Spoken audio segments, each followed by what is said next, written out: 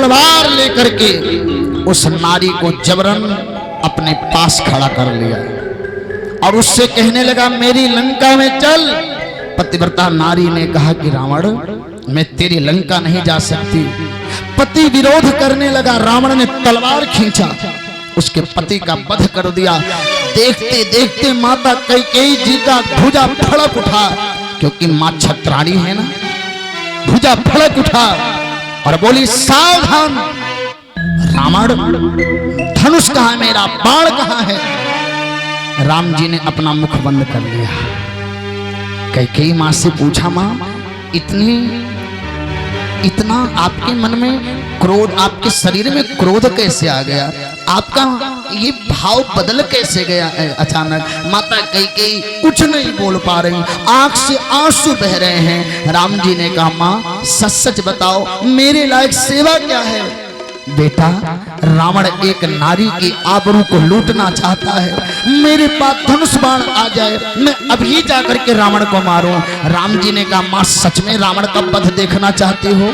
कैकेयी मां ने कहा हाँ। तो कहा मां इसका तो कार्य मेरे हाथ होगा, ये मैं कर सकता हूं। कैकेयी मां ने कहा राम कैसे। कहा पहले मुझे वचन दो, जो मैं कहूंगा मानोगी। कैकेयी ने कहा एक नहीं दो नहीं त्रिबार वचन देती हूं, जो कहोगे सो मानूंगी। मां दो कार्य तुम्हें करना है, एक कलंक लेना है, दूसरा वैधव्य लेना है। बोले सच्चिदानंद भगवान की। कैकेयी मां ने कहा राम क्या कहते हो। कहा पहले मेरे प्रति तुम्हारे मन में कुभाव आना चाहिए, दूसरे मेरे पिता के प्रति तुम्हारे मन में कुभाव आना चाहिए। एक से तुम्हें कलंक मिलेगा और दूसरे से तुम्हें वैधव्य मिलेगा। मां क्या तुम कलंक स्वीकार कर सकती हो, क्या तुम वैधव्य स्वीकार कर सकती हो। नहीं, अगर नहीं कर सकती तो मां ऐसी तमाम नारियों को रावण आबरू लूटता रहेगा, फिर मत कहना। कैकेयी मां ने कहा राम वचन देती हूं, अगर मेरे सिंदूर के मिटाने से संसार की माताओं का सुहाग अगर बचा रह जाए तो मैं अपने सिंदूर को अपने राष्ट्र के लिए समर्पित करती हूं। बोले सच्चिदानंद भगवान की। लोग कहते कैकेयी मां बुरी थी। प्यारे कैकेयी मां ने कहा मैं कलंक लूंगी, मैं पछतावा लूंगी, मैं वैधव्य लूंगी, लेकिन मेरे राष्ट्र पर कोई संकट नहीं आना चाहिए। ये मां कैकेयी जी ने निवेदन स्वीकार कर लिया राम का। और प्यारे आज उसी लिए कैकेयी मां ने कहा बेटा तुम मैं कैसे करूंगी। राम जी ने कहा इसके लिए तुम्हें कुछ नहीं करना है, इसके लिए तो प्रपंच मैं तैयार करूंगा। बोले सच्चिदानंद भगवान की जय। तुम्हें खाली कार्य करते जाना है, रास्ता मैं दिखाऊंगा। और आज माता कैकेयी समझ गई वो दिन आ गया है। भूमि शयन पट मोट पुराना।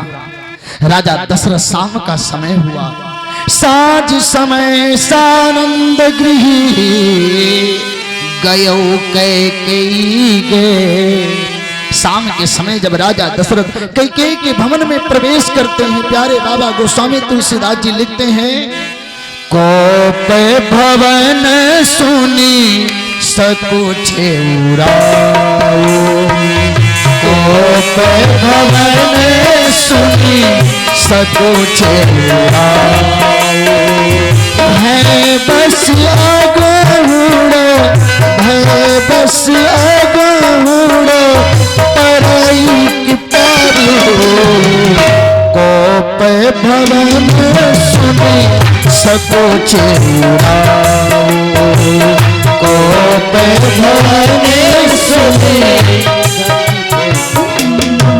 अब आगे की चौपाई देखिए, राजा दशरथ हैं कैसे।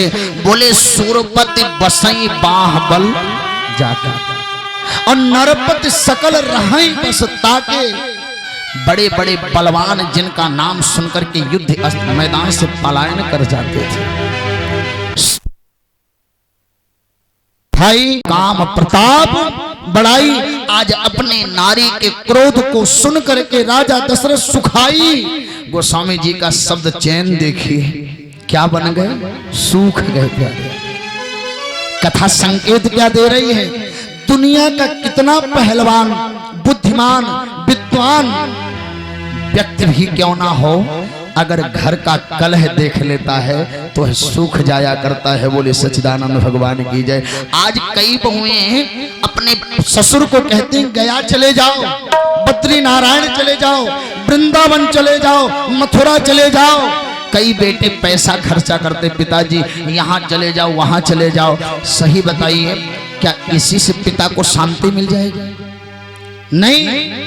अगर तुम्हें सच में पिता के प्रति प्रेम है तो घर में शांति रखो। अब पिता को एक कक्ष दे दो, वहां एक माला लेकर के बुढ़ापे में वह भजन करे और सुबह उठते ही उसको चाय मिल जाए, ठंडी के दिनों में गर्म पानी स्नान करने के लिए मिल जाए। बेटे बहू उसके सामने बैठ करके उसकी बात को सुने समझे, पूछ पूछ करके कार्य करें और कहने पिताजी तुम्हें कहीं जाने की जरूरत नहीं, घर को ही मंदिर बना दो, घर को ही मथुरा, घर को ही द्वारिका, घर को ही अयोध्या बना दो और तुम बना दो उनको देवता, घर को बना दो मंदिर और तुम बन जाओ पुजारी। फिर दुनिया में किसी तीर्थ की जरूरत माँ बाप को नहीं पड़ा करता। सही कह रहा हूं कि गलत कह रहा हूं? पिता को तीर्थ भेज दिया और घर में अशांति रहती तो पिता फोन करता है, घर में देखना कलह मत करना। अरे जब तीर्थ में जाकर के भी मन शांत नहीं हुआ बड़े भैया तो तीर्थ जाने की जरूरत है? ध्यान देना प्यारे, आज की कथा थोड़ी देर की और शेष है। मैं आप लोगों को बड़े भाव से सुन कराने का प्रयास कर रहा हूं, जितना मेरे पास भाव है भगवान की कृपा से। ध्यान देना, आप सभी से मेरा यही निवेदन है कि कभी अपने परिवार को सताना मत, इंसानियत आनी चाहिए। किसी ने कहा है यदि घर में दौलत नहीं तो कुछ नहीं। ध्यान देना, यदि घर में दौलत नहीं तो कुछ नहीं, समाज में शोहरत नहीं तो कुछ नहीं, शरीर कितना भी खूबसूरत हो लेकिन अगर इंसानियत नहीं तो कुछ नहीं।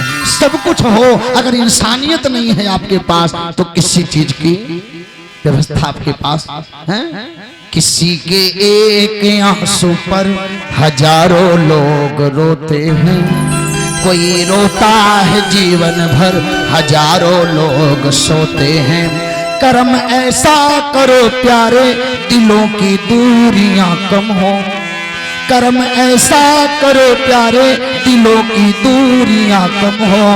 जो रोते को हंसाते हैं वही इंसान होते हैं, जो रोते को हंसाते हैं वही इंसान होते हैं। हंसाने वाले को रुलाना बड़ा आसान है लेकिन रोते को हंसाना दुनिया का सबसे कठिन विषय हुआ करता है। दुर्भाग्य ये है कि आज के लोग हंसना भी भूल गए हैं। रोना हर व्यक्ति सीख गया है लेकिन हंसना भूल गया है। अच्छा, इतने लोग बैठे ईमानदारी से बताइए, आपके घर घोड़ा हो, हाथी हो, बैल हो, गाय हो, प्रसन्न होगी पर कभी मुस्कुराएगी? क्या हाथी घोड़ा गाय बैल मुस्कुरा सकती है? बकरी मुस्कुरा सकती है? मुस्कुरा सकता है तो केवल इंसान। लेकिन बाहरी दुनिया वाले, आज कोई कितना बड़ा कवि, कितना बढ़िया गायक, कितना बढ़िया जोकर, हंसने वाली कितनी अच्छी बात कर दे तो आजकल के लोग हंसते भी पता है कैसा है, जैसे हंसने में भी कुछ लगता है। बस कितना हंसेंगे? अरे जी भर के हंस लो, क्योंकि बकरी नहीं हंस सकती, घोड़ा नहीं हंस सकता। पर एक सावधानी रखना कि तुम्हें हंसने का मौका मिला हंसो, लेकिन ऐसे कर्म करके जाना कि तुम्हारे जाने के बाद दुनिया तुम पर ना हंसे। बोले सच्चिदानंद भगवान की जय। तुम हंसना लेकिन तुम पर कोई हंसना नहीं चाहिए। अच्छा, इतने लोग आप सभी बैठे, बात और पूछूं क्या? कभी भी आप देखना कुत्ता बिल्ली जो होते हैं सर झुका करके चलते हैं। हाँ या ना? हाँ या ना? सर झुका के चलते हैं। क्यों? क्योंकि वो बताते हैं कि भैया मैंने ऐसा कर्म नहीं किया था जो मैं सर उठा करके चल सकूं। तुम्हें सर उठाने का मौका मिला है पर ऐसे कोई कर्म मत कर देना कि तुम्हारे साथ साथ तुम्हारे परिवार का भी सर झुक जाए। बोले सच्चिदानंद भगवान की जय। कबीरा जब हम पैदा हुए लोग हंसे हम रोए और ऐसी करनी कर चलो हम हंसे जग रोए। ऐसा कार्य करके जाओ कि कोई तुम्हारे ऊपर मुस्कुराने वाला ना मिले। बोले सच्चिदानंद भगवान की जय। राजा दशरथ सूख गए और आकर के बोले कहे हैं तुरी सानी पर सत पानी पति निवारई मानहु सरोस भुवंग भामिन विषम बसन भांति उचारई। अब इस चौपाई इस छंद का अर्थ आप सभी लोग समझिएगा। राजा दशरथ ने कैकेयी माँ को हाथ से स्पर्श किया, माता कैकेयी उठ करके बैठ गई। कैसे? मानव सरोस भुवंग भामिन। अच्छा, भुजंग किसे कहते हैं? सांप। और भुजंग भामिन माने सर्पिणी। बोले सच्चिदानंद भगवान की। गोस्वामी जी का शब्द चयन देखो क्या बोल रहे हैं, मानव भुजंग भामिन। ऐसी लग रही है माता कैकेयी जैसे सर्पिणी। और कौन सी सर्पिणी? आप सभी को पता होगा कि पूर्णमासी की रात आकाश में पूरा चंद्रमा दिखाई पड़ते हैं और उस समय पूरा आकाश स्वच्छ दिखता है। और उसके बाद जब सुबह है किसान खेत में जाता है और उस दिन जो जो ओस की बूंद घास पर पड़ती है, उस घास को अगर कोई सर्पिणी चाट ले तो पहले से भी ज्यादा विषैली हो जाया करती है। अगर वो सर्पिणी किसी को डंक मार दे तो समझ लेना कि ब्रह्मा जी ने स्वयं उसका हाथ पकड़ लिया। बोले सच्चिदानंद भगवान की जय। बस उसी सर्पिणी की भांति आज माता कैकेयी बैठी हैं। अच्छा, सर्पिणी की उपमा क्यों दी आप सभी को जानकारी होगी। अभी तो हम बहुत कम कथा किए हैं। 723वीं कथा हमारी यहाँ चल रही है राम जी की कृपा से। 7 साल की उम्र से मैं कथा कर रहा हूँ। हमारे गुरुजन विंद्र जानते हैं कि 7 साल की उम्र से मैं कथा कह रहा हूँ। और राम कथा अभी हमारा 56वां राम कथा है ये, श्री राम जी की कृपा से। बहुत ज़्यादा राम कथा भी अभी नहीं कहा हूँ। ज़्यादातर हमने भागवत कथा, हनुमान कथा और श्रीमद् भागवत गीता पर प्रवचन किया है। यहाँ तो राम कथा और भी बड़े दिन के बाद बोल रहा हूँ। बोले सच्चिदानंद भगवान की जय। लेकिन आप सभी को पता होगा कि सर्पिणी अगर भूखी होती है तो है अपने अंडे और बच्चे को खा जाया करती है। तो आज माता कैकेयी को सर्पिणी इसलिए कहा कि यह भी राम को आज कष्ट देने वाली है कि नहीं, महाराज दशरथ का प्राण लेने वाली है कि नहीं। अच्छा, बाद में राजा दशरथ ने क्या किया, बार बार कहो राउ सुमुख सुलोचन पिक बचनी और कारण मोहि सुनाओ गजगामिन निज कोप करी। अच्छा, इतने लोग बैठे ईमानदारी से आप सभी बताना, राजा दशरथ उस समय महारानी कैकेयी को सुमुखी कह रहे हैं जिस समय वाल्मीकि जी लिखते हैं कि वर्षम खष्टी सहस्त्राणी। कितनी उम्र है राजा दशरथ की? 60,000 वर्ष की अवस्था। अच्छा, यहाँ तमाम बुजुर्ग दादा बैठे हैं। अगर कोई बुजुर्ग अपनी पत्नी से कहे हे सुंदर मुख वाली, तो बताओ बुढ़ापा में वो सुंदर होता है क्या? गुरुजी, बुढ़ापा में मुख सुंदर रहेगा? अब ये कहने हे सुंदर मुख वाली, हे कोयल जैसी बोलने वाली, हे हाथी जैसी चलने वाली। अच्छा, सही से बताइए, जो हमारी बूढ़ी माताएं हैं ये कोयल जैसी बोलती हैं क्या?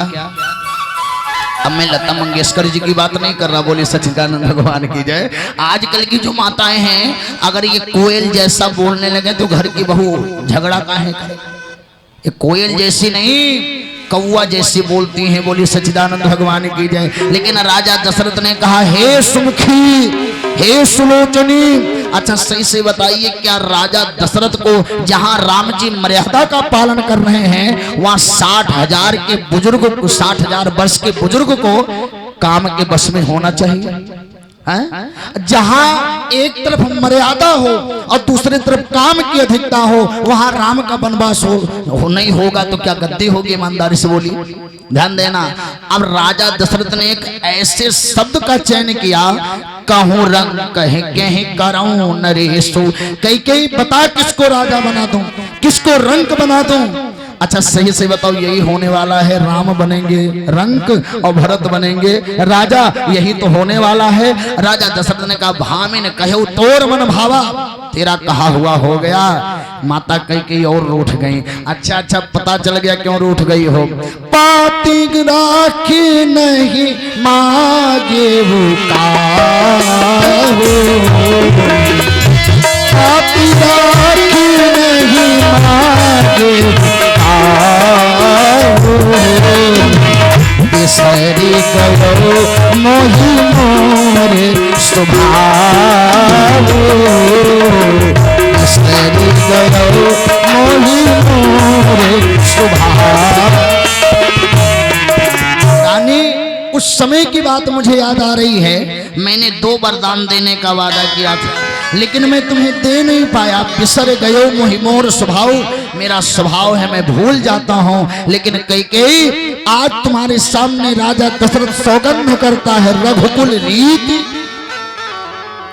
सदा चली आई, अब प्राण जाहि पर बचन ना जाई। अच्छा उसके आगे की चौपाई क्या है? बोले नहीं असत्य समपातक पुंजा और गिर सम हो ही कोटिक गुंजा। राजा दशरथ ने सत्य का दुहाई दिया। अच्छा यहाँ इतने लोग बैठे हैं, आज कितने लोग सही से बताइए सत्य बोलते हैं? अब आप पूछेंगे झूठ कैसे सब सीख गए? बोलिए रामायण सुनने वाला, रामायण पढ़ने वाला झूठा कैसे हो सकता है? फिर आप झूठ कब से बोलने लगे? कहा जब हमारे अयोध्या में कोई बच्चा पैदा होता था तो उसके कान में ये चौपाई कही जाती थी, नहीं असत्य समपातक पुंजा, नहीं असत्य समपातक पुंजा, धर्म न दूसर सत्य समान, ये बोला जाता था। लेकिन आज जब कोई बच्चा पैदा होता है और बच्चे को जब हमारी माताएं गोदी में लेकर खिलाती हैं तो पता क्या बोलती हैं? आओ रे बनरा आओ आओ, सही की झूठ। चन्ना मामा आरे आवा पारे आवा, नदी के किनारे आवा, सही सही की झूठ झूठ। चन्ना मामा है, किसके किसके मामा है बताओ? आज सही बोला जा रहा है कि 100% झूठ बोला जा रहा है। बच्चा बहुत ज्यादा रोने लगा, बघवा काट ले आवा काट ले, सही की झूठ। अच्छा अगर बघवा आई तो पहले लाला भागी की माई, सही की झूठ। अब उसके पालने से ही क्या शुरू कर दिया गया? झूठ शुरू कर दिया गया। अब वो जब बच्चा बड़ा हुआ तो जब झूठ से ही संस्कार शुरू हुआ तो झूठा ही तो बनेगा। बोले सच्चिदानंद भगवान की जय। जीवन में रामायण गीता इसीलिए तो सुनाया जाता है कि बच्चों के अंदर उसका प्रभाव पड़े। बोले सच्चिदानंद भगवान की जय। ध्यान देना, हमारी 2 आंख आज इस भारत में है। एक आंख हमारी गीता है और दूसरी आंख हमारा रामायण है। अगर ये रामायण और गीता ना होते, ये राम और सीता ना होते तो आज भारत देश को संभालने वाला कोई नहीं होता। और सही से बताऊं, मेरे राष्ट्र को 3 ने संभाल रखा है। अब पूछो तो बताऊं, 3 ने हमारे राष्ट्र को संभाला है। पहले संत ने संभाला है। पहले किसने संभाला है? संत ने, और दूसरे शास्त्र ने, और तीसरे सैनिक ने। बोली सच्चिदानंद भगवान की जय। अगर इस राष्ट्र में संत ना होते, इस राष्ट्र में शास्त्र ना होता, इस राष्ट्र में सैनिक ना होते तो क्या आप सब यहाँ बैठ करके कथा सुन पाते? ईमानदारी से बोली इस मेरे। अच्छा दुर्भाग्य ये है कि उस समय का नौजवान क्या करता था। आज तो केवल प्रसंग में आप लोगों को सुनाऊंगा इसके बाद थोड़ी देर में, लेकिन एक युवाओं के लिए संदेश देना चाहता हूं कि उस समय का नौजवान, ध्यान देना, तब का ओ नौजवान हंसकर फांसी चढ़ जाता था।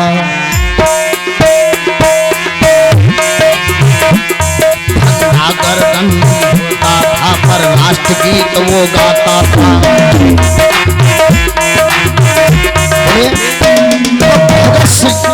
सुखदेव राजगुरु जिनके गर्दन में फंदा होता था वो कौन से गीत गाते थे?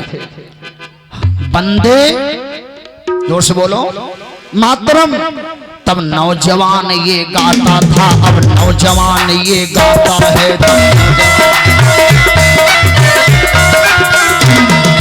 तब का नौजवान वंदे मातरम गाता था, आवाज का नौजवान, हम गीत तो नहीं गाएंगे, खाली लोग म्यूजिक बजा देंगे। नन नान ने नन नन नन।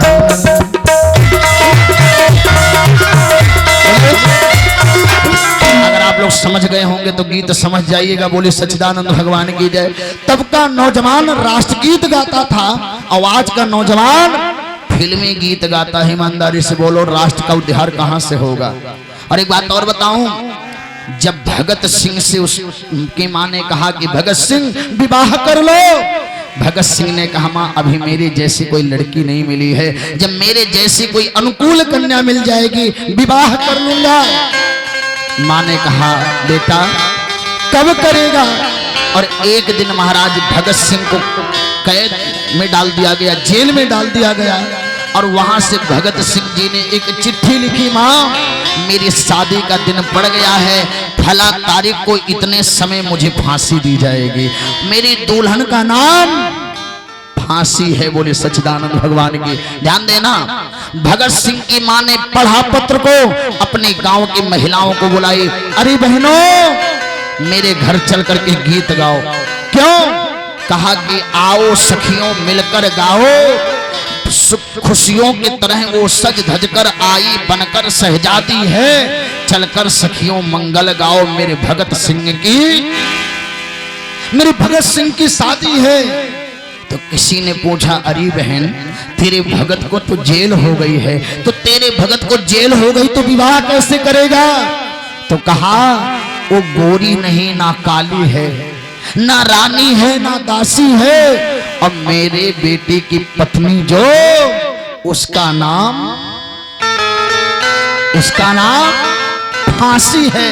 वो फांसी है, वो फांसी बन करके मेरे बेटे के गर्दन में जाएगी और मेरा बेटा विवाह करके राष्ट्र में अमर हो जाएगा। बोले सच्चिदानंद भगवान की जय। ध्यान देना, इस देश में तीन हैं, संत, सैनिक और शास्त्र। अगर तीन ना होते तो शायद इस राष्ट्र को कोई बचाने वाला नहीं था। राजा दशरथ ने कैकेयी मां को कहा कि मां देवी मेरी बात मानो, मैं हाथ जोड़ करके कहता हूं जो मांगोगी दूंगा। तो कहा यदि बात हमारी करते हो तो इतनी धर्म निभा जाओ। यदि बात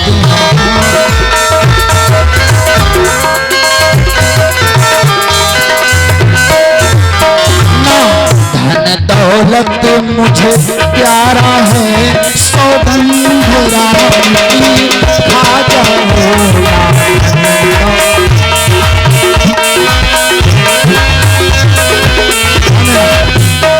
अगर तुम सच में कुछ देना चाहते हो तो राम की सौगंध खा जाओ। और जैसे राजा दशरथ ने राम का सौगंध खाया, कैकेयी मां ने तुरंत शरीर में श्रृंगार किया और श्रृंगार करके हाथ जोड़ करके बोले, सुना हो प्राणपति भावत जी का। हे प्राणपति, माता कैकेयी ने प्राणपति कह करके संबोधित किया।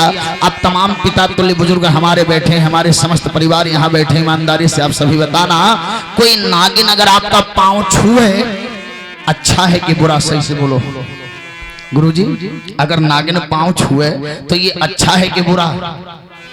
नागिन पांव छुएगी तो बचोगे? जय श्री राम, जय श्री राम। आप लोगों के बीच में हमारे भेड़ौरा पिकौरा से चलकर आए श्री अनिल पांडे जी के द्वारा तो 20 मिनट की कथा और चलेगी, क्या आप लोग साथ देंगे? जी ठीक है, कोई बात नहीं। क्या आप लोग बैठेंगे 20 मिनट और नहीं भी बैठेंगे तो हमारा तो ड्यूटी है, हमको पूरा ही करना है। बोलो सच्चिदानंद भगवान की जय। तो ज़्यादा से ज़्यादा आप लोगों को कथा सुन करा दूं, मेरा यही व्यवस्था है। क्योंकि अभी 8 बजे से फिर हमको 12 बजे तक खलीलाबाद में भी बोलना रहता, श्रीमद् भागवत कथा। यहाँ राम कथा बोल रहा हूँ, वहाँ भागवत कथा बोल रहा हूँ। फिर 24 तारीख से कानपुर में बोलनी, 23 तारीख से कानपुर में बोलना है, 22 तक यहाँ चलेगा कथा। तो आप लोगों के आशीर्वाद से 28 जुलाई तक लगातार बिहारी जी की कृपा से डेट फाइनल हो चुका है। और गुरुजी आपको बताऊं, 1 घंटे का भी समय नहीं है कि हम 1 घंटा बैठ करके घर पे कुछ कार्य कर लें। ये आप लोगों के स्नेह और प्रेम के द्वारा हुआ है। बोले सच्चिदानंद भगवान की जय। नहीं तो आपके क्षेत्र का एक छोटा सा बच्चा, इसको कौन जानता है? हैं? हमारे डॉक्टर साहब बैठे हैं जिन्होंने हमारा तबीयत खराब था उस समय, आपने मुझे इस सब गोल की भूसी बताई थी, बोले सच्चिदानंद भगवान की जय हैं। तो मुझे सब कुछ ठाकुर जी की कृपा से लग रहा है कि आज मेरे परिवारों का स्नेह कृपा है जो आज मैं इस मंच पे बैठ करके आपको कथा सुना रहा हूँ। बाबा गोस्वामी तुलसीदास जी लिखते हैं कि जैसे माता कैकेयी ने पांव छुआ, राजा दशरथ को बोली सुनो हो प्राणपति भावत जी का, और देहो एक बर भर तह टीका, अम्मा गऊ दूसर बर कर जोरी, अपूर्वहु नाथ मनोरथ मोरी। पहले वरदान में मैं मांग रही हूँ कि भरत को गद्दी दी जाए। राजा दशरथ मुस्कुराए, धन्य है कैकेयी, अभी कहेगी कि भरत को युवराज बनाओ, राम को राजा बनाओ, अम्मा गहु दूसर बर कर जोरी, पुरवहु नाथ मनोरथ मोरी। अभी कहेगी कि हम लोग घर को छोड़ करके वन में चलें और वहीं भगवान का भजन करें। यही कहना चाहती है ना, यही कहना चाहती है। और तब तक जैसे कैकेयी माँ ने कहा कि तापस वेश, राजा दशरथ बोले देखो देखो वही कहने जा रही है, विशेष उदासी 14 बरस। तब तक राजा दशरथ को बुरा नहीं लगा, लेकिन जैसे कहा राम बनवासी, राजा दशरथ पछाड़ खाड़ करके गिर पड़े। अरे कैकेयी ये तूने क्या मांग लिया, अरे तूने क्या मांग लिया, सच सच बता। सही कह रही कि झूठ कह रही है, क्योंकि कैकेयी तेरा ये मुस्कुराहट बता रहा है कि तू झूठ बोल रही है। कैकेयी माँ ने कहा कि राजन मैं चाहती हूँ कि राम वन में जाए, भरत गद्दी पावे। राजा दशरथ ने कहा तुम्हारा पहला वरदान मैं मानूंगा। क्यों? क्योंकि भरत को गद्दी मिल जाए ये ठीक है, लेकिन राम वन में चला जाए अच्छा नहीं है। कैकेयी ने कहा कि राजन अगर आपने राम को वन नहीं भेजा तो निश्चित रूप से मोर मरण राउर अजस में जहर खा लूंगी, मर जाऊंगी। राजा दशरथ बोले अगर राम वन में चला गया तो मैं मर जाऊंगा। माता कैकेयी ने कहा जब दोनों में किसी को मरना है तो चाहे तुम मरो चाहे हम मरे, लेकिन मैं चाहती हूँ कि मैं ना मरूं तुम मरो। अच्छा इतनी माताएं बैठी हैं, कोई माँ अपने पति को चाहेगी कि मर जाए? लेकिन कैकेयी माँ ने कहा, ध्यान से सुनना, कैकेयी माँ ने चाहा कि मैं चाहती कि पहले तुम मरो। राजा दशरथ ने कहा कैकेयी इतनी निष्ठुर हो गई तू? कैकेयी ने कहा हाँ। कहा क्यों? कहा अगर मैं मर जाऊंगी तो आपको कलंक लग जाएगा, मैं मर जाऊंगी तो आपको अपयश लग जाएगा, लेकिन अगर ध्यान देना आप मर जाएंगे तो मुझे कलंक लग जाएगा। और मैं चाहती हूं कि आपके मरने का कलंक मैं भोगूं, लेकिन कभी आपको अपयश ना मिले। बोले सच्चिदानंद भगवान की। आपके जाने के बाद दुनिया का कोई व्यक्ति ये ना कहे कि राम का पिता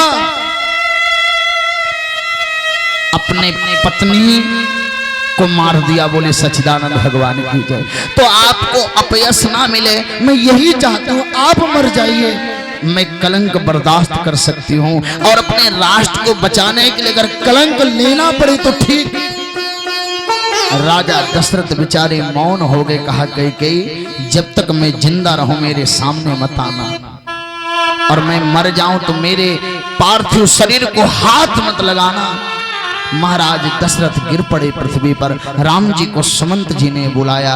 लोग सोच रहे थे कि सुबह होगा, राम गद्दी पर बैठेंगे, लेकिन पछले पहर भूप नित जागा, आज हम ही बड़ अचरज लागा। रोज राजा दशरथ सुबह जग जाते थे, आज क्यों नहीं जगे? सुमंत जी को जाते देखा, सब समझ गए कुछ होने वाला है, कुछ कारण है। राम जी भागे भागे आए, पिता को देखा, माँ से पूछने लगे माँ मुझसे कुछ अपराध हुआ क्या?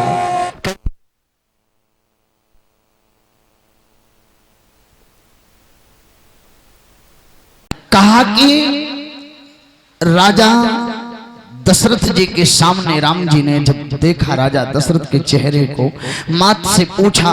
माँ ने कहा कि तुम्हारे पिता ने मौन स्वीकृति दी है बन जाने के लिए। राम जी का मन मयूर नृत्य करने लगा। किसी ने पूछा कि राम जी आप इतने उछल क्यों पड़े? राम जी ने कहा मुनिगण मिलन विशेष सभी भांति हित मोर। मैं बचपन से सोच रहा था वन में जाऊं, वहां जाऊंगा तो संतों से मुलाकात होगा, महात्माओं से मुलाकात होगा, पशु पक्षियों का दर्शन करूंगा, जंगल के वातावरण को देखूंगा, तीन दुखियों की सेवा करूंगा। और सबसे बड़ी बात यह है कि भरत प्राण प्रिय पावहि राजो। जब मैं बन जाऊंगा मेरा राम होना सार्थक हो जाएगा, क्योंकि मेरे भरत को गद्दी मिल जाएगी। सही से बताइए क्या आज का भी भाई यही सोचता है? भरत जी को लोग छोटा कहते हैं, मुझे बड़ा कहते हैं। अगर मैं गद्दी पर बैठता और रास्ते से मेरा भरत जाता तो लोग कहते देखो देखो राम का भाई भरत जा रहा है, राजा राम का भाई भरत जा रहा है, तो मेरा भरत और छोटा हो जाता। लेकिन आज जब मेरा भाई रास्ते से जाएगा और लोग कहेंगे वो देखो राजा भरत जा रहा है, तो मुझे बड़ा अच्छा लगेगा। और जब मैं रास्ते से जाऊंगा लोग कहेंगे देखो राजा भरत का बड़ा भाई राम जा रहा है, तो मैं बड़ा तो हूं, मैं और बड़ा हो जाऊंगा। बोले श्री सीताराम भगवान की। माँ आज जाना है तो अभी जाऊं, अभी जाना है तो इसी वक्त जाऊं, बता कब जाना है? जानकी जी ने सुना, जानकी जी ने कहा राघव एक बात आपसे कहूं, चंद्रमा से चांदनी अलग करो। राम जी ने कहा नहीं हो सकता।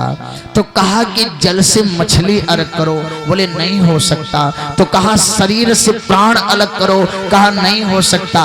तो कहा सीता को राम से अलग करो, बोले सीता राम कहीं अति भिन्न न भिन्न, जिनमें भिन्नता नहीं उनको अलग कैसे किया जा सकता है। तो जानकी जी ने कहा आपके साथ मैं भी चलूंगी, क्योंकि माँ कैकेयी ने हमको भी बन जाने का आदेश दिया है। राम जी ने कहा कैसे?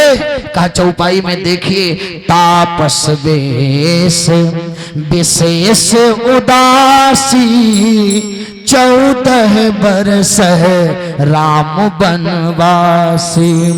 क्या दिया है? तापस वेश विशेष उदासी 14 बरस राम बनवासी। तापस वेश विशेष, और विशेष में से भी हटा दो तो क्या बचेगा? शेष। और शेष कौन है? लक्ष्मण। यानी लक्ष्मण का भी वनवास माता जी ने दिया है। बोले सच्चिदानंद भगवान की जय। उदासी में से उपसर्ग है ऊ हटा दीजिए तो क्या बचेगा? दासी। और राम जी के चरण के दासी कौन है? जानकी। यानी जानकी को भी वनवास मिला है। अब मुझे बन जाने से आप नहीं रोक सकते। राम जी ने कहा हंस गमने नहीं बन तो जोगो, तुम्हारे जोग ये बन नहीं है। सीता जी ने कहा अगर मैं हंसनी हूं तो मेरी माता ने आपको बाल हंस कहा था। हंस के साथ अगर हंसनी ना हो तो शोभा नहीं देता। हम दोनों की जोड़ी बिखर जाएगी तो अच्छा नहीं लगेगा, मैं आपके साथ चलूंगी। राम जी ने कहा ठीक है। सीता लेकिन जंगल में तमाम कंकड़ कूच, तमाम व्यवस्थाएं बिगड़ेंगी, बड़े बड़े असुर घूमते हैं वहां पर, तुम्हें पीड़ा होगी। कहा मैं इधर उधर देखूंगी नहीं। राम जी ने कहा फिर क्या देखोगी? सीता जी ने कहा आपका चरण देखूंगी। राम जी ने कहा जानकी मेरा चरण देखोगी? कहा तो कहा प्रभु जो आपके चरण को देखता है ना, दुनिया के भय उसको भयक्रांत नहीं कर सकते। मैं आपका चरण देखते हुए चलूंगी। बोले सीताराम भगवान की, आपका चरण देखूंगी। राम जी ने कहा ठीक है चलो। जैसे जाने के लिए तैयार हुए, लक्ष्मण जी उर्मिला जी के पास गए हैं। उर्मिला जी चित्र बना रही थी राम राज्य अभिषेक का। ध्यान देना, 5 मिनट में कथा विश्राम करूंगा, केवट प्रसंग कल कहूंगा, क्योंकि 1.25 घंटे का प्रसंग है तो विस्तार नहीं करूंगा, कल कहूंगा। बोले श्री सीताराम भगवान की जय। आज केवल वनवास करा करके ही कथा को विश्राम कर दिया जाएगा। हैं? बाबा गोस्वामी तुलसीदास जी लिखते हैं जैसे लक्ष्मण जी पहुंचे उर्मिला के पास, उर्मिला बना रही थी राम राज्य अभिषेक का चित्र। राम जी ने राम राज्य अभिषेक का चित्र लक्ष्मण जी ने देखा। देखते ही बुलाए, अरे उर्मिला उर्मिला जी ने कल झटके से लक्ष्मण को देखा। लक्ष्मण को देखते ही हाथ से जो मूर्ति जो चित्र बनाने वाला वो जो बुश हुआ करता ना, उसको लेकर के जैसे ही लक्ष्मण जी को देखा वो जा करके महाराज लग गया उस चित्र पर और चित्र मैला हो गया। लक्ष्मण जी ने कहा उर्मिला तुमने राम राज्याभिषेक का चित्र बिगाड़ दिया। तो उर्मिला ने रोते रोते कहा आपको पता है ना सच में राम राज्याभिषेक का चित्र बिगड़ गया है। कहा क्यों? कहा भैया राम वन को जा रहे मैंने सुना है। लक्ष्मण जी भागे भागे आए, चरणों को पकड़ लिया। राम जी ने कहा लक्ष्मण तुमने चरण क्यों पकड़ लिया है? लक्ष्मण जी ने कहा भैया मैंने चरण इसलिए पकड़ लिया है, आप हाथ छुड़ा सकते हो लेकिन कभी किसी से चरण नहीं छुड़ा सकते। कहा मुझे याद है जब एक बार आपने और भरत भैया ने दोनों लोगों ने गेंद खेलने का प्रयास किया था, कबड्डी खेलने का प्रयास किया था। उस समय सरजू जी के किनारे दो टीम बनाई गई, एक तरफ राम खड़े हुए एक तरफ भरत खड़े हुए। राम जी ने कहा भाई भरत के साथ कौन रहेगा? तो भैया कोई भी एक लड़का तैयार नहीं हुआ भरत के साथ खड़ा। क्यों? क्योंकि सबको पता था जीतेंगे तो राम ही जीतेंगे, भरत के पास कोई खड़ा नहीं हुआ। लेकिन मैंने देखा भरत ने सोचा कि मैं अकेला पड़ गया हूँ, भैया के साथ तमाम लोग हैं। तो भरत जी से राम जी ने इशारा किया राम कबड्डी के लिए मेरे पास आओ। भरत गए हैं, कबड्डी कबड्डी करके राम जी का चरण पकड़ लिया और जैसे राम जी का चरण पकड़ा गहे चरण अकुलाई। श्रीमद् भागवत श्रीमद् रामचरितमानस अयोध्या कांड 71वां दोहा वहां पर लिखा हुआ है। जाकर के चरण को पकड़ा, चरण को पकड़ते ही राम जी की सांस टूट गई और राम जी हार गए। कहा कि भैया मैं जानता था कि आप क्यों हार गए, क्योंकि जब भरत ने विनम्रता से आपके चरण को पकड़ा तो आपके आंख में आंसू आ गया कि मेरा भरत मेरे चरणों में गिरा है, इसको तो मुझे उठा करके हृदय से लगाना चाहिए। और आपकी करुणा आंसू में बदल गई, कंठ अवरुद्ध हो गया, इस नाते आप हार गए। अब आज आपका चरण लक्ष्मण पकड़ा है, अब फैसला आपके हाथ में है, चाहे छोड़ दीजिए चाहे साथ ले चलिए। राम जी ने कहा लक्ष्मण माता हैं, पिता हैं, गुरु हैं, उनके साथ रहो। लक्ष्मण जी ने हाथ जोड़ करके कहा गुरु पित मात न जानिए काहू, कहूँ स्वभाव नाथ पतियाहूँ। श्रीमद् रामचरितमानस अयोध्या कांड 72वां दोहा चौथी चौपाई वहां पर लिखा हुआ है कि मैं माता पिता गुरु को नहीं जानता। अब आप लोग पूछेंगे कि क्या सच में लक्ष्मण जी माता पिता गुरु को नहीं जानते थे? तो बता करके क्या करें, बात बात में बात निकलती रहती है तो थोड़ा सा समझ में बस जल्दी ही आप लोगों को छुट्टी दे दूं, बस बहुत ज़्यादा परेशान नहीं करूंगा क्योंकि हमारा फर्ज नहीं है अपने गुरुओं को परेशान करना, बोले सच्चिदानंद भगवान की जय। तो जब बचपन में लक्ष्मण जी राम जी सब साथ खेलते थे, चारों भाइयों में बड़ा प्रेम था। जब विवाह हुआ ना तो सीता जी आए हैं, सीता जी को मुंह दिखाई देना है। कई माँ ने राजा दशरथ से कनक भवन बनवाया और कनक भवन माता कौशल्या जी के सामने सीता को समर्पित कर दिया। जब कौशल्या माँ की बारी आई तो महाराज कर्म मुद्रिका चोर चितले सुंदर मुद्रिका सीता जी को कौशल्या जी ने पहनाया। उर्मिला जी आई हैं, सुमित्रा जी खड़े हैं, तभी लक्ष्मण आया। लक्ष्मण ने आकर के माँ के चरणों को छुआ।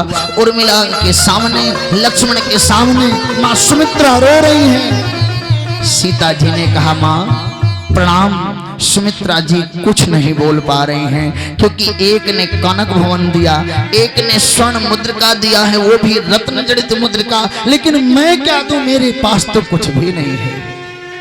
आहा, तब तक लक्ष्मण ने चरण छुआ। सीता इधर आओ, मिल गया मुंह दिखाई, इधर आओ इधर आओ। सीता दुनिया की कोई भी बेटी जब ब्याह करके जाती है तो उसके मन में एक इच्छा होती है, परमात्मा मुझे कभी कोई अभागिनी ना कहे, मुझे बेटा जरूर देना। और जानकी तुझे तब बेटा होगा देखा जाएगा, लेकिन आज ही मैं तुझे बेटा समर्पित करती हूँ। आज से लक्ष्मण मेरा बेटा नहीं, लक्ष्मण तेरा बेटा है। बोले सच्चिदानंद भगवान की जय। राम मेरा बेटा नहीं, राम तेरा पिता है। बोले सच्चिदानंद भगवान की जय। राम तेरा। आहा, इस प्रकार से लक्ष्मण को सीता को इशारा करके कहा, ये तुम्हारे पिता हैं, ये तुम्हारी माँ है, आज से इन्हीं की सेवा में रहना। बार हिते निज हित पत जाने, लक्ष्मण रामचरण रति माने। तो इसी नाते गोस्वामी जी लिखते हैं कि लक्ष्मण जी ने उसी बात को याद किया कि मेरी माँ ने आपको पिता और माता सीता को माँ बताया था, तो प्रभु बचपन से मात पिता जानिए नहीं काहो, कहाँ स्वभाव नाथ पतिया हूं, मैं माता पिता को नहीं जानता। और इतना कहने के बाद राम जी ने कहा तो जाओ माँ से विदा ले आओ। लक्ष्मण जी गए, सीता जी से राम जी ने मुस्कुरा करके कहा, देखा अभी तक कह रहा था माता पिता को नहीं जानता और माँ से मिलने चला गया। तो जैसे ही लक्ष्मण जी लौट करके माता जी से प्रणाम करके आए हैं, माता जी ने यही कहा कि बेटा अगर तुम राम को माता पिता मानते हो तो यहाँ आने की जरूरत नहीं, क्योंकि तात तुम्हारा मात बेदेही, पिता राम सब भांति स्नेही। तुम्हें यहाँ आने की जरूरत नहीं थी, तुम यहाँ क्यों चले आए? और सही बताऊं तुम्हारे भाग्य राम बन जाए, तात हेत कुछ दूसर नाई, तुम शेष हो, तुम्हारे ऊपर पृथ्वी का भार है और उसी भार को उतारने के लिए राम जा रहे हैं। इस नाते उसमें तुम्हें उनके साथ जाना चाहिए। और सही बताऊं लक्ष्मण, अगर तुम मेरे बेटा हो तो सकृत शुक्ल बड़ फल ये हो, सी राम पद सहज स्नेह हो। श्रीमन रामचित मानस अयोध्या कांड 75वां दोहा, चौथी चौपाई, वहां पर लिखा है दुनिया का सबसे बड़ा फल राम सीता के चरण में प्रेम, और उसको तुम करना। लेकिन लक्ष्मण एक काम करना, क्या? राग द्वेष ईर्ष्या मद मोह, जन सपने हो इनके बस हो। श्रीमद रामचरितमानस अयोध्या कांड 75वां दोहा, 5वीं चौपाई, वहां पर लिखा है कि लक्ष्मण राग द्वेष के बस में मत होना। लक्ष्मण जी ने कहा माँ जागते समय नहीं, सपने में भी। लक्ष्मण जी ने कहा माँ जब सोऊंगा तो सपना आएगा, लेकिन तेरे चरणों की सौगंध 14 वर्ष तक मैं सोऊंगा नहीं, और जब सोऊंगा नहीं तो स्वप्न कहां से आएगा। लक्ष्मण जी चल करके आए और आकर के राम को प्रणाम किया। जानकी ने कहा राम जी ने कहा लक्ष्मण जब मैंने तुमसे कहा था माँ को प्रणाम करो, पिता को प्रणाम करो, घर में रहो, तब तुमने कहा मात पिता जानी ने कहा, फिर माँ को प्रणाम क्यों करने गए? अगर तुम उनको माँ मानते हो तो हमारा तुम्हारा क्या रिश्ता? लक्ष्मण जी ने कहा प्रभु एक बात पूछूं, दूध किसी गाय का हो भैंस का हो, लेकिन जिस पात्र में रखा जाता है, जब कोई चाय बनाने के लिए पूछता है दूध कहाँ है, तो बहू कहती भगोने वाला लाऊं कि जग वाला लाऊं? अब बताइए जग का दूध है कि भगोने का? न जग का न भगोने का, दूध किसका है, गाय अथवा भैंस का। लेकिन जिस पात्र में रखा गया नाम उसका भी हो गया। तो जैसे दूध जिस पात्र में रखा जाता है या कोई वस्तु जिस पात्र में रखा जाता है नाम उसका भी हो जाता है, वैसे मैं तो संतान आपका हूँ, लेकिन सुमित्रा माँ के पात्र में रखा गया, गर्भ पात्र में रखा गया, इस नाते वह भी माँ है, यही मैं जानना चाहता था। बोले सच्चिदानंद भगवान की जय। बस इसीलिए प्रणाम करके अब राम लक्ष्मण सीता तीनों चलने लगे। मैंने कल आप लोगों को निवेदन किया था कि राम जी ने सीता जी को पूछा कि जानकी हम दोनों वन में जा रहे हैं, हमको मर्यादा पुरुषोत्तम कौन कहेगा जब तुम पास में रहोगे? लक्ष्मण ने कहा कि भैया मैं इसका गवाही बनूंगा और मैं दुनिया को बताऊंगा कि मेरे प्रभु जैसा मर्यादित तो दुनिया में कोई नहीं हुआ। एक शब्द कह करके बात को विश्राम करूंगा। बाबा गोस्वामी तुलसीदास जी लिखते हैं कि लक्ष्मण को राम जी वन क्यों ले गए? क्योंकि ये कलयुग है साहब, लोग इंसान पर तो उंगली उठाते हैं, भगवान को भी छोड़ते नहीं है। और कल कोई व्यक्ति भगवानों पर भी उंगली ना उठाने लगे तो लक्ष्मण जी ने अपने भाई और भाभी के सम्मान के लिए रामचरितमानस अयोध्या कांड दोहा संख्या 90 चौपाई संख्या 2 वहां पर लिखा हुआ है, कछुक दोर सजी बान सरासन जागन लगे बैठी सिंहासन, कष्ट घोर लगी दान सभासन, जागन लगे बैठी वीरासन।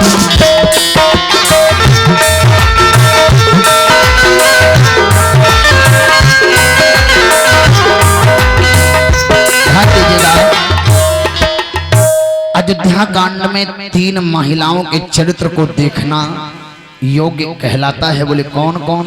कहा रामायण में अयोध्या कांड की महिला पात्र हैं अयोध्या है कौशल्या। अयोध्या में कौन है? बोले कौशल्या। कहा कौशल्या माँ राम से बहुत प्रेम करती हैं, लेकिन राम के साथ वन में क्यों नहीं जा रही हैं? कहा पति बूढ़ा है, बीमार है, और पत्नी का कर्तव्य होता है बेटे को बहुत माने, लेकिन अगर पति बूढ़ा है, बीमार है, असहाय है, तो उसको सुख नहीं, उसको अपने पति के चरण में रहना चाहिए। ये कौशल्या जी का चरित्र बताता है। दूसरी है सीता। बोले सास ससुर सबके प्रति प्रेम है, लेकिन पति को अकेला नहीं छोड़ रही हैं, ये सीता जी का चरित्र है। और तीसरी है उर्मिला। उर्मि माने होता है लहर, और ला माने लाने वाली, जिसने अपने पति को परमात्मा के चरण में सेवा करने का अवसर प्रदान कर दिया हो। इन 3 माताओं के द्वारा अयोध्या कांड और सुंदर हो गया। प्यारे तीनों प्राणी वन के लिए चल पड़ते हैं। आइए बड़े प्रेम से सभी लोग भगवान के एक गीत को गा करके कथा को विश्राम करेंगे।